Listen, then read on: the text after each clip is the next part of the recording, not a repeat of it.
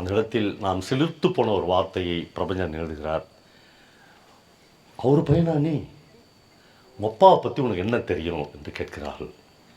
நண்பர்களே, இந்த உலகத்தில் எந்த அப்பாக்களை பற்றியும் எந்த மகன்களுக்கும் ஒன்றும் தெரியாது என்பதை இந்த ஒரு வார்த்தையிலிருந்து நான் கற்றுக்கொண்டேன். உங்கள் அப்பாவை பற்றி உனக்கு என்ன தெரியும் என்கிற ஒரு வார்த்தையில் நம் அப்பாவை நாம் அறிந்தது இது அவ்வளோதான். நாம் அறியாத அடுக்கடுக்கான பக்கங்கள் ஒவ்வொரு அப்பாவுக்குள்ளாகவும் இருக்கிறார்.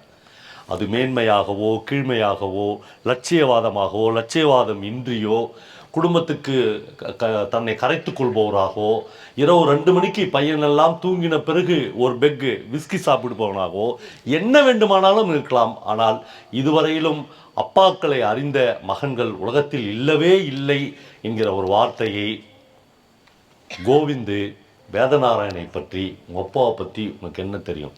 கல் குடிச்சுங்கிற ஒருத்தன் கல் குடிக்க வேண்டியது தானே. ஓ, அவர் பிள்ளையா நீ அப்படின்னு கேட்குறான்.